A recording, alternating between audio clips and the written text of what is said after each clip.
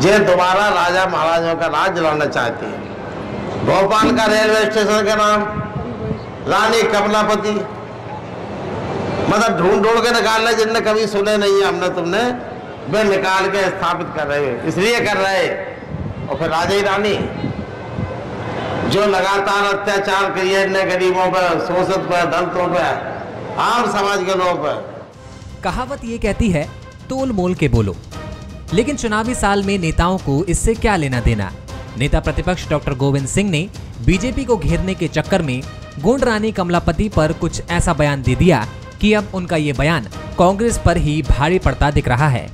BJP ने तो इसे एसटी वोटर्स के अपमान से भी जोड़ दिया, और जोड़े भी क्यों ना, भला कांग्रेस नेता ही बीजेपी को बैठे बिठाए घेरने का मौका जो दे रहे हैं। अब गोविंद सिंह के बाद पीसीसी चीफ ने देवास के खाते गांव में एक जनसभा में मतदाताओं से पूछ लिया कि वो किस नशे में हैं।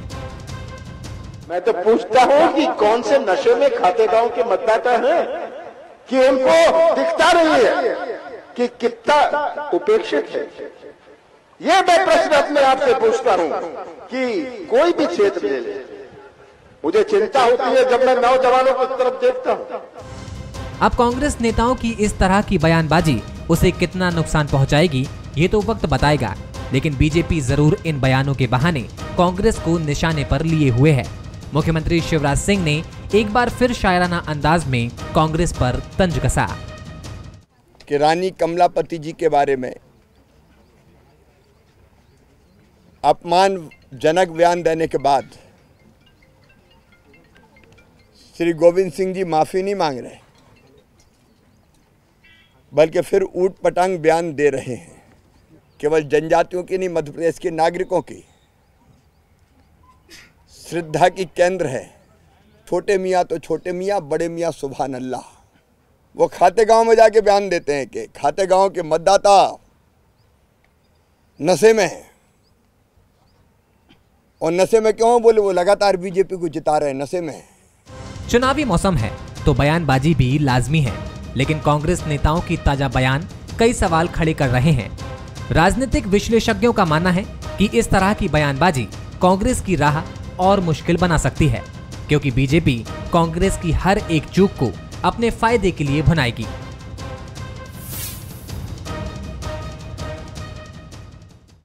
बंसल न्यूज के सवाल नंबर 1, क्या कांग्रेस नेताओं की बयानबाजी चुनाव में पार्टी पर भारी पड़ेगी?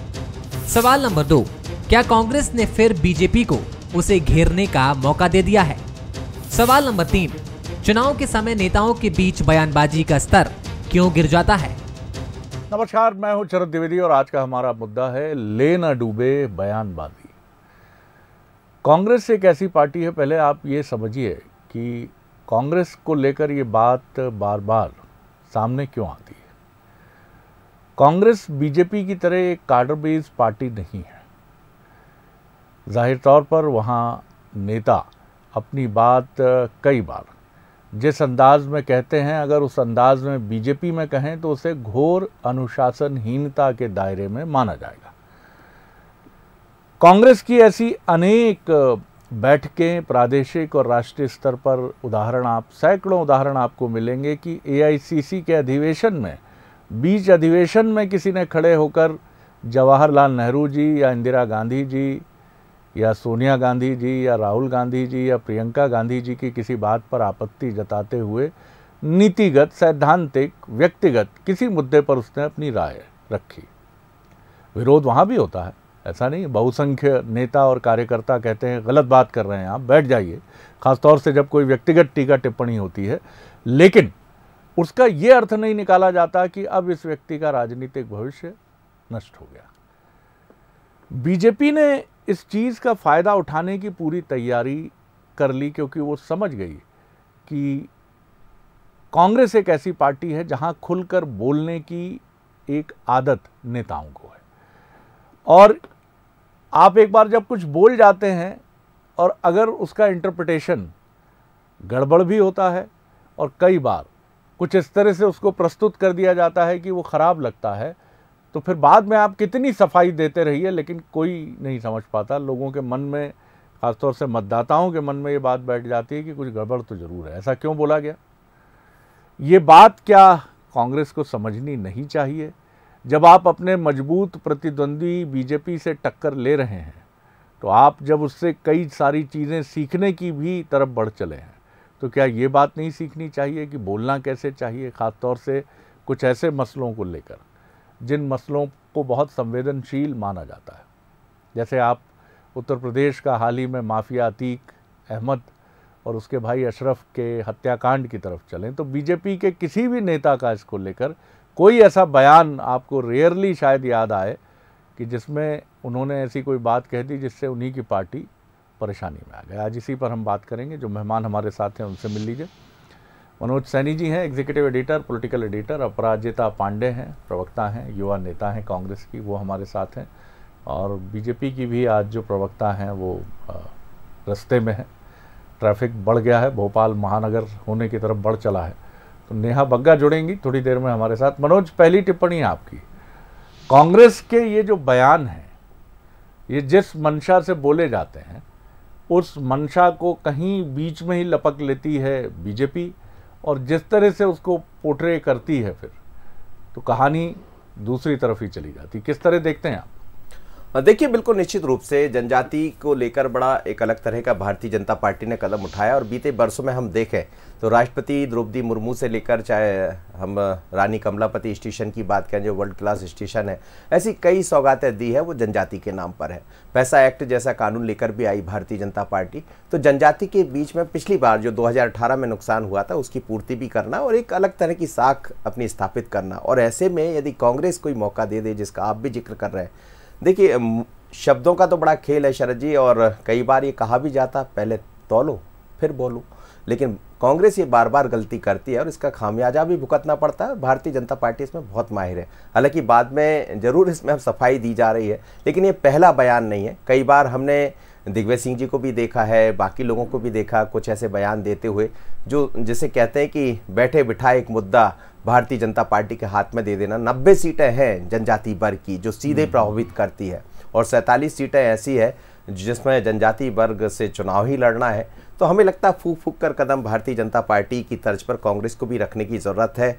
और यदि ये बयान ऐसे ही चलते रहेंगे, क्योंकि बात यहाँ नहीं है, हमने गुजरात के चुनाव में देखा है, हमने दिल्ली के चुनाव में देखा है, ऐसे तमाम तरह के इलेक्शन के दौरान देखा है। और ये बयान की जो फिसलन हुई है वो कांग्रेस के मुंह से ज़्यादा हुई है और उसको लपकने में भारतीय जनता पार्टी ने देरी नहीं की। तो मुझे लगता है बहुत समझने की ज़रूरत पड़ेगी 2023 से पहले। और ऐसे बयान आते रहे तो एक ऐसा बड़ा वर्ग है जो आपके हाथ से छिटक जाएगा, जो 2023-18 में आपके साथ। अपराजिता जी, यही बड़ा मुद्दा है कि गुजरात का विधानसभा चुनाव जो बीत चुका, उससे पहले का विधानसभा चुनाव, मणिशंकर अय्यर जी की ज़ुबान फिसलती है। पश्चिम बंगाल से जो आपके कांग्रेस के सांसद हैं उनकी ज़ुबान संसद में कई बार फिसलती है, राष्ट्रपति को लेकर फिसल जाती है। दिग्विजय सिंह जी, राहुल जी की यात्रा के दौरान ही हम सब ने देखा कि कांग्रेस के जो राष्ट्रीय प्रमुख हैं आपके प्रचार के, जयराम रमेश जी, वो सामने आकर डिफेंड करते नज़र आए कि नहीं बोलना है, इस विषय पर नहीं बोलना है। हम ये नहीं कहते कि कांग्रेस के नेता कुछ ऐसा बोल जाते हैं जो नहीं बोलना चाहिए, लेकिन कुछ बातें तो ऐसी होती हैं पॉलिटिकली जो आप ही को यानी कांग्रेस को नुकसान पहुंचाती। वहाँ तो संयम और चुप्पी और अपनी बात को गरिमा से कहना बहुत ज़रूरी हो जाता है। देखिए, जनजाति का जिसने सबसे ज़्यादा सम्मान मध्य प्रदेश में किया है वो कांग्रेस पार्टी। महिलाओं का सबसे ज़्यादा सम्मान जिसने किया है वो कमलनाथ जी और कांग्रेस पार्टी रही है। बयानबाजी की जहाँ तक बात आए तो अभी हाल ही में जिस तरीके से विजयवर्गीय जी का बयान आया था, जहाँ उन्होंने लड़कियों को, महिलाओं को शूर्पणखा से तुलना की थी, वो मैं एक महिला के तौर पर मानती हूँ कि वो मध्य प्रदेश को शर्मसार करने वाला बयान था। चाहे आप उमा भारती जी की बयानबाजी ले लीजिए, और आप उमा भारती जी की उनकी खुद की दशा, उनकी खुद की व्यथा जो भारतीय जनता पार्टी में, वो किसी से छुपी नहीं हुई है। जब हमारे भोपाल में हम बैठे हैं, वहाँ की सांसद जब प्रज्ञा ठाकुर जी कहती हैं चाकू छुरी घर में रख लो, तो उससे हम क्या समझे? ये भारतीय जनता पार्टी का असली चाल चरित्र और चेहरा रहा है बयानबाजी में। और जहाँ तक बात मध्य प्रदेश की जनता की आती है, वो बहुत समझदार हैं, समझते हैं किस कॉन्टेक्स्ट में क्या कहा जाता है। 2018 में भी यही सब शरद जी बहुत कुछ भुनाया था भारतीय जनता पार्टी ने, और गलत तरीके से तोड़ मड़ोड़ के पेश किया था। पर क्या हुआ 2018 में? कांग्रेस पार्टी को चुना था कमलनाथ जी के विजन को चुना था। और फिर आप देखेंगे यहाँ पे रिपीट टेलीकास्ट होगा 2023 के चुनाव में भी कांग्रेस पार्टी और कमलनाथ जी के विजन को सफलता मिलेगी। आप जितना भी कह लें कि किसी नेता ने ये कहा, जनता भी उसका पूरा कॉन्टेक्स्ट देखती है, उसको समझती है, और भारतीय जनता पार्टी का जो ये षड्यंत्र उन्होंने रचा है वो भी समझती है। जनजाति की बात भारतीय जनता पार्टी कैसे कर सकती है? पेसा एक्ट में जब कुछ हुआ नहीं तो ध्यान भ्रमित करने के लिए सब बातें करवाई जा रही। जब भर्तियां करने की बात आती है तो योग्य लोगों को दरकिनार किया गया, तो और आरएसएस के परिजनों को नौकरियां दिया गई। अपराजिता जी, आप ये मानती हैं कि कांग्रेस के सारे नेता बिल्कुल ठीक दिशा में ठीक बातें बोलते हैं? देखिए शरद जी, बातें बोली जाती हैं कॉन्टेक्स्ट में। जो बात वहां पे बोली गई वो किस तरीके से बोली गई और उसका क्या किस तरीके से आप उसको लेते हैं, वो कभी कभी गलत दिशा में चला जाता है। भारतीय जनता पार्टी की एक ये बहुत बड़ी अपॉर्चुनिस्टिक टेंडेंसी रही है कि वो ध्यान भटकाने के लिए मुद्दों से, क्योंकि 18.5 साल का कुशासन आज हमारे और आपके सामने है, तो ध्यान भटकाने की राजनीति करी जा रही है। नेहा जी, स्वागत आपका एक बार फिर। और कांग्रेस का, अपराजिता जी का आरोप है कि मौका परस्त सोच को लेकर चलती है भारतीय जनता पार्टी, बात का बतंगड़ खड़ा करती है भारतीय जनता पार्टी, अनावश्यक विवादों को सामने लाकर मतदाताओं में भ्रम पैदा करने की कोशिश करती है भारतीय जनता पार्टी कांग्रेस नेताओं के बयानों को लेकर। आपका जवाब? शरद जी, देखिए, आज कांग्रेस पार्टी जो देश की सबसे पुरानी पार्टी है, उसकी स्थिति इतनी दयनीय हो गई है कि डॉक्टर गोविंद सिंह खुले कैमरे पर आकर कह रहे हैं कि मेरा पुतला दहन हो गया तो अब मैं बड़ा नेता माना जाऊंगा। कांग्रेस में मुझे कोई बड़ा नेता ही नहीं मानता था। और जिस बयान के बारे में कह रही हैं कि तोड़ मोड़ के दिखाया गया, तो गोविंद सिंह जी का वो बयान साफ सुथरा लाइव चला है, जिसमें एडिटिंग की कोई गुंजाइश नहीं है। तमाम सारे चैनल्स ने वो लाइव वीडियो दिखाए हैं जिसमें वो कह रहे हैं ये रानी कमलापति कौन है, मैंने तो कभी नाम नहीं सुना, आप लोग ने सुना था क्या? और अगले दिन वो अपनी, जैसे आदत है कांग्रेस के नेताओं की कि बयान देना और फिर गुलाटी मार देना, उसी प्रकार से उन्होंने गुलाटी मारी और फिर ये कहा कि कम से कम धन्यवाद है कि मेरा पुतला दहन किया समाज के लोगों ने, आज मेरी पहचान तो कांग्रेस पार्टी के अंदर बड़े नेता के तौर पर होगी, मुझे कोई बड़ा मानता ही नहीं था। तो स्थिति आप समझिए कि जो नेता प्रतिपक्ष हो, जिनका कद इतना बड़ा हो, जो कई बार के विधायक हो, जो वरिष्ठ नेता है कांग्रेस पार्टी के, वो अपने नाम को शामिल करने के लिए, कांग्रेस पार्टी में सम्मान पाने के लिए, अपने आप को बड़ा बनाने के लिए जो हमारे देश के वीर वीरांगना हैं उनका अपमान कर रहे हैं। और वो वीर वीरांगना जो आदिवासी वर्ग से आते हो, जिन्होंने तमाम सारे, जो रानी कमलापति की अगर बात करें तो उनका जीवन कितना संघर्ष बड़ा रहा है। गौंड साम्राज्य की वो आखिरी हिंदू रानी थी हमारे इतिहास की, और कांग्रेस पार्टी के वरिष्ठ नेता ने उनको स्वीकारने से मना कर दिया केवल इसलिए कि उनका सम्मान कांग्रेस में नहीं है और उन्हें बड़ा नेता के तौर पर देखा नहीं जाता। अभी अपराजिता जी बड़ी बड़ी बातें कह रही थी, क्राइम की बात कह रही थी, कमलनाथ जी के ऐतिहासिक कार्यों की बात कर रही थी। तो कमलनाथ जी का कार्य शरद जी इतने ऐतिहासिक रहे कि कांग्रेस पार्टी इतिहास बन गई। और न केवल मध्य प्रदेश के अंदर, देश के अंदर भी इनके अस्तित्व पर जिस प्रकार के आजकल घबराहट के और विलुप्तीकरण के बादल छाए हुए हैं, ये हम लोग सब देख रहे हैं। 15 महीने की सरकार मिली, 10 साल की दिग्विजय जी का शासन था। एक लाइन में बस समाप्त कर देती हूँ शरद जी, आज का जो युवा है और कम से कम मेरी जो पीढ़ी है, उसने 10 साल के वो शासन को उस समय समझा नहीं तो दिग्विजय सिंह जी का था, जो बंटाधार का शासन था। हमने सिर्फ सुना ही था उसको। पर आज के जो नेता हैं, जब वो वीर वीरांगनाओं पर अपनी प्रसिद्धि के लिए, अपनी मान्यता के लिए प्रश्न उठाते हैं, तो मुझे नहीं लगता कि ना कोई युवा पसंद करेगा, ना देश का, प्रदेश का कोई नागरिक पसंद। अपराजिता जी, एक अपडेट से आपको रूबरू करा देता हूँ। अभी अभी ये मेरे मोबाइल पर झमका है सोशल मीडिया पर, और खबर ये है कि अतीक अहमद को, एक कांग्रेस नेता है, छोटे से हैं, उत्तर प्रदेश से हैं, पार्षद का चुनाव लड़ने की तैयारी कर रहे थे, लेकिन पार्टी से ही बाहर का रास्ता दिखा दिया गया है। ये जनाब राजकुमार इनका नाम है, और ये मांग कर रहे थे कि अतीक अहमद को भारत रत्न दिया जाए। तो पार्टी ने न सिर्फ इनको बाहर का रास्ता दिखाया है, बल्कि इनकी पार्षदी की उम्मीदों पर भी पानी फिर गया। बहरहाल ये होता है। आप कुछ कहना चाह रही थी? जी देखिए, सबसे हास्यास्पद है, अभी नेहा जी ने बहुत सारी बातें कही, मैं इनको एक लाइन में सटीक उत्तर दे देती हूँ। आदिवासी अत्याचार में मध्य प्रदेश नंबर 1 पे है। महिला अत्याचार में लगातार 4 साल से मध्य प्रदेश नंबर 1 पे है। ये है भारतीय जनता पार्टी और शिवराज जी के कुशासन का असली चाल, चरित्र और चेहरा। विजय वर्गीय जी पे ये लोग बात नहीं करेंगे जब महिलाओं का शूर्पणखा से अपमान किया जाता है। गोविंद सिंह जी पे बड़ी बड़ी बातें करते हैं। नेहा जी अभी बार बार कह रही थी ना कि कांग्रेस पार्टी का अस्तित्व का है। अरे जिस पार्टी को, जिस मूवमेंट को, ये एक पॉलिटिकल पार्टी नहीं है, मैं आपको बता दूं भाजपा वाले लोगों को, ये एक मूवमेंट है, हमारी पार्टी नहीं, एक विचारधारा है। आप राहुल जी की भारत जोड़ो यात्रा से पहले डर गए, कमलनाथ जी के विजन से डर गए। भारतीय जनता पार्टी ये समझ ले कि ना वो कांग्रेस का अस्तित्व खत्म कर सकती है, ना महिलाओं का अस्तित्व खत्म कर सकती है, ना जनजाति का अस्तित्व खत्म कर सकती है मध्य प्रदेश में। तो भ्रमित करने की राजनीति बंद कर दें और बड़ी बड़ी बातें जो ये झूठ और असत्य कहते हैं वो भी बंद कर दें। अगर इन्होंने कुछ किया होता तो वो 18.5 साल में दिख जाता। इन तमाम चीज़ों के बीच में सवाल ये भी है कि जिस तरह का बयान सामने आया डॉक्टर गोविंद सिंह का, वो एक गैर ज़रूरी बयान था, ये तो आप भी इत्तेफाक करेंगी। मैं समझता हूँ आप एक युवा राजनेता हैं और नेता प्रतिपक्ष को लेकर कोई भी टीका टिप्पणी ना आपकी तरफ से ना ही नेहा जी की तरफ से उचित या किसी भी तरह से अपेक्षित हो सकती है। लेकिन मैं ये आपकी तरफ ये सवाल नहीं ढकेल रहा हूँ, मैं ये कांग्रेस के नेताओं की तरफ इस प्रश्न को ले जा रहा हूँ, उन बड़े नेताओं की तरफ। कई बार ऐसा ही नहीं, आपकी पार्टी के नेता, बीजेपी के नेता भी ताली पिटवाने के लिए या हंसाने के लिए आप सभाओं में, सार्वजनिक कार्यक्रमों में या टेलीविज़न के कैमरे के सामने या मीडिया के सामने बोल जाते हैं और ये भारी पड़ता है। मनोज, ये प्रवृत्ति हमने बीते वर्षों में बहुत तेज़ी से, खासतौर से टेलीविज़न के सामने आने के बाद और सबसे टेलीविज़न से भी अधिक इस उपकरण के सामने आने के बाद, जिसको हम मोबाइल कहते हैं, क्योंकि आपको पता ही नहीं है कि आप ही की पार्टी का आदमी आपकी पार्टी के भीतर ही गोल दाग दे रहा है, क्योंकि वो सोच रहा है कि भैया अच्छा अच्छा बोल रहे हैं, तो वो भैया को पूरा बढ़िया ढंग से मोबाइल कैमरे में शूट करके, अब वो पत्रकार नहीं है, खबर नवीस नहीं है, तो उसको नहीं मालूम है कि भैया बीच में कुछ गड़बड़ भी बोल गए हैं।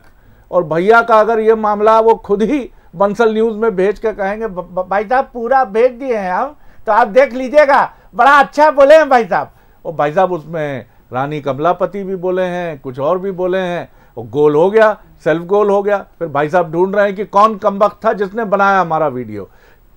जैसा आपने भी कहा, तोल मोल के बोल, इस पर क्या क्लासेस होनी चाहिए अब राजनीतिक दलों में? मैं सिर्फ कांग्रेस की बात नहीं कर रहा हूँ। देखिए, भारतीय जनता पार्टी ने शुरुआत भी कर दी है और बीते लगातार हम देख रहे हैं कई दिनों से इस तरह की क्लासेस हुई है, बल्कि ये कहा भी गया है, समझाया गया है बाकायदा सोशल मीडिया के लोगों को कि जरा समझिएगा, आप जो वायरल कर रहे हैं या जो दे रहे हैं वो ऐसा ना हो कि हम सबके लिए मुश्किल बढ़े। आप जो बोल रहे हैं, आप प्रीतम लोधी उसका उदाहरण है। प्रीतम लोधी का एक बयान आया, उनको 6 महीने के लिए बाहर कर दिया जाता, लेकिन राजनीति है, राजनीति में समय काल परिस्थिति भी देखी जाती है, उनकी वापसी भी हो जाती। केपी यादव का बयान आता है, उनको तलब कर लिया जाए। ये फर्क है भारतीय जनता पार्टी और कांग्रेस में। जैसा अनुशासन की जब बात होती है, बीजेपी में यदि आप कोई ऐसा बयान देंगे तो आपको तत्काल तलब किया जाएगा, आपको जवाब देना पड़ेगा। और कांग्रेस में ये फर्क है कि कांग्रेस जवाब नहीं देगी, बल्कि हो सकता है कि उसके ऊपर जाकर कोई दूसरा बयान देते। तो निश्चित रूप से समय बहुत तेजी से बदला है। अब कांग्रेस हो या बीजेपी, हर एक दल को ये समझने की जरूरत पड़ेगी, इलेक्शन सामने है, चुनाव सामने है, एक छोटा सा बयान आपकी मुश्किल बढ़ा सकता है। जैसे जैसे चुनाव नजदीक आएंगे, शरद जी, थोड़ा सा डिफरेंट सवाल है जी जी, तो आप अपनी विजडम से देखिए मेरे सवाल को जी। कांग्रेस में बोल लिया जाता है, ये तो चलिए डिस्प्यूटेड बयान हो गए, लेकिन कई ऐसे बयान होते हैं अपनी पार्टी के खिलाफ होते हैं। बीजेपी में ऐसा नहीं है कि मन में उमड़ता घुमड़ता नहीं है पार्टी को लेकर, लेकिन बीजेपी में व्यक्ति चुप रहता है, और चुप रहता है तो फिर वो ये कहता है कि हमको बोलने तो नहीं दिया जा रहा, मौका मिलेगा अंदर ही अंदर हम गड़बड़ करेंगे, कुछ ना कुछ दिखा देंगे चुनाव के टाइम। तो क्या ये चीज़ कई बार मनोवैज्ञानिक तौर पर नुकसान ही पहुंचा देती है बीजेपी को कि आप बोल लीजिए तो भड़ास निकल जाएगी? देखिए, नुकसान पहुंचाती है और नुकसान का अंदेशा आप इसी बात से लगाइए कि आजकल इस पर भी काम कर रही भारतीय जनता पार्टी। जो रोका गया है, लोगों को बार बार टोका गया, रोका गया, तो अब उनसे बड़ी दिक्कत बढ़ने वाली। तो बीजेपी हर एक मुद्दों पर काम करती है, जहां रोकने टोकने की बात है तो उससे कितना नुकसान होगा वो भी समझ लेती है। बाकी यदि किसी ने बोल दिया तो उसको कैसे ठीक करना है या कैसे रोकना है इसको भी समझ लेती। कांग्रेस में इन सब चीज़ों की थोड़ी सी कमी है, लेकिन वो भी बहुत बड़ा परिवर्तन कांग्रेस में देखने को मिल रहा है। पर आने वाले चुनाव, शरद जी, दोनों ही दलों के लिए बड़े महत्वपूर्ण है और खासकर मुंह पर तो थोड़ा समझ के बोलना ही पड़ेगा। जरूरी है नेहा जी, ये बड़ी जरूरी चीज़ है। मैं पता नहीं अब उसका क्या हुआ, लेकिन मुझे बड़ी अच्छी लगी थी वो खबर जब इंदौर में एक बेसबॉल बैट देकर कुछ चीज़ें रखी जाती थी तोड़ने के लिए कि आपको बड़ा गुस्सा है, बॉस ने आपके साथ बड़ा गड़बड़ किया है ऑफिस में, आइए एक गरम कप कॉफ़ी पीजिए, बेसबॉल बैट लेके तोड़ने लगी है चीज़ों को। और लोग कहते थे बड़ा रिलैक्स फील होता है, वाह ऐसा लगा कि बड़ी जबरदस्त तोड़फोड़ कर दी।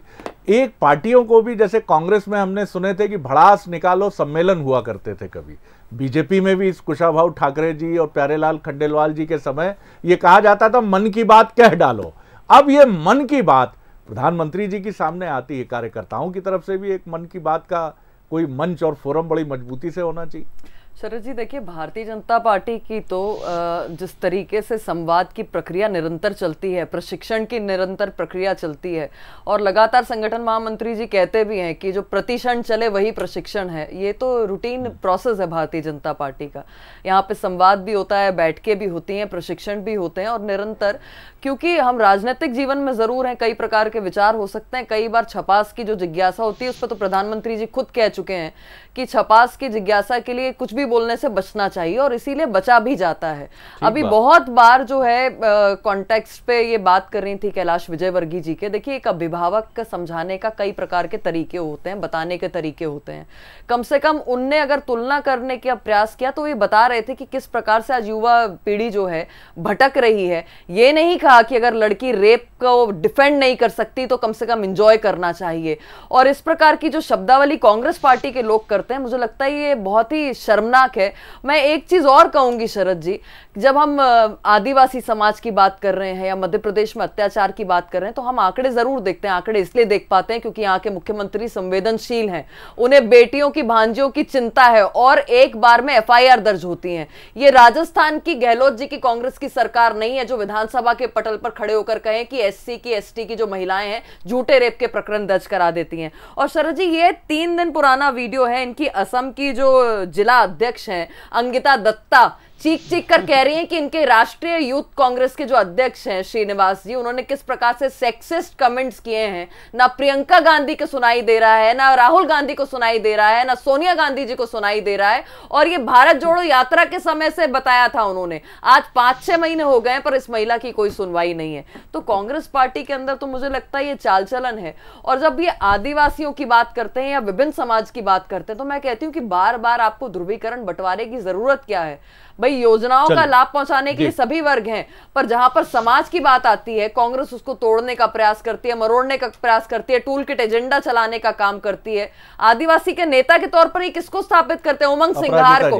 आप देखिए, पहली पत्नी जो है वो छोड़कर चली गई, दूसरी जो है उनकी हत्या हो गई, तीसरी जो है उन्होंने आत्महत्या कर ली, चौथी ने अप्राकृतिक कृत्य का जो है आरोप लगाया। मुझे लगता है व्यक्तिगत टीका टिप्पणी हम ना करें, क्योंकि राजनीति की डगर आप दोनों खुद सार्वजनिक जीवन में हैं। आपको पता है कि चुनाव जिताने के लिए और हराने के लिए मैंने कोई डिफेंड नहीं कर रहा हूं। मैं जो सच है वो सामने आता ही है, आना ही चाहिए। लेकिन एक राजनेता के लिए, वो पुरुष हो या स्त्री हो, स्त्री के लिए और चुनौती हो जाती है। लेकिन ये बहुत कठिन राह भी है। जी अपराजिता जी। देखिए, अभी सबसे पहले मैं नेहा जी को ये बता दूं कि कोई एहसान नहीं किया कि आंकड़े आप बता रहे हैं। कोविड में तो आपने बहुत कोशिश की थी, निरंतर कोशिश की थी, इतनी कोशिश की आंकड़े छुपाने की कि डेथ सर्टिफिकेट में कोविड का नाम ही हटा दिया गया कि मुआवजा ना देना पड़े, कॉम्पनसेशन ना देना पड़े। ये है आपका असली चाल चरित्र और चेहरा। और मुझे पता है नेहा जी एक संवेदनशील व्यक्ति हैं, वो समझती हैं कि महिलाओं की आज मध्य प्रदेश में क्या व्यथा है। ये मुझे 3 दिन पहले का बता रही हैं। शरद जी, मैं आपको आज के अखबार की सुर्खियां बताना चाहती हूं कि आज की मध्य प्रदेश की हालत क्या है। पुलिस कमिश्नर प्रणाली की हम लोग बात करते हैं, अगर आप जूम इन करें, आज उसमें बताया कि कोई सुधार नहीं, शिकायतों का अंबार बढ़ता चला जा रहा है। एक दिन चलिए मेरे साथ और किसी महिला की व्यथा देखिए कि जब हम थाने में जाते हैं तो किस प्रकार का दुर्व्यवहार का हर एक मध्य प्रदेश की महिला को सामना करना पड़ता है। आंकड़ों पे बात करें तो NCRB का डेटा उठा के देख लीजिएगा।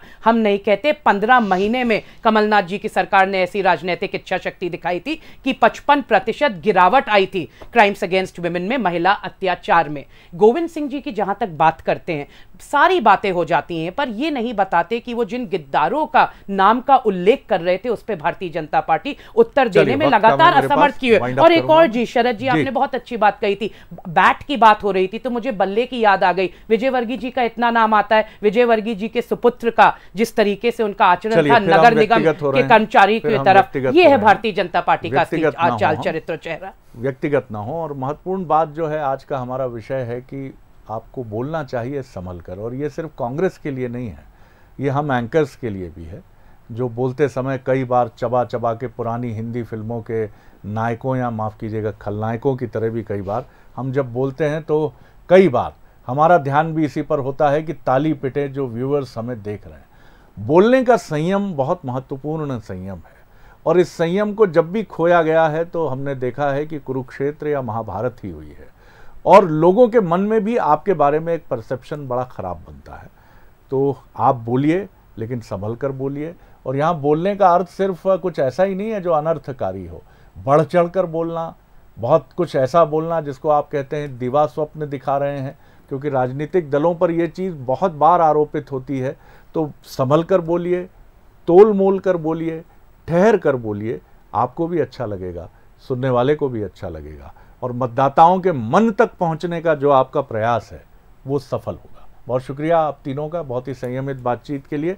आगे देखिए छत्तीसगढ़ आज का मुद्दा, 23 का मैदान, दिल्ली का प्लान। नमस्कार।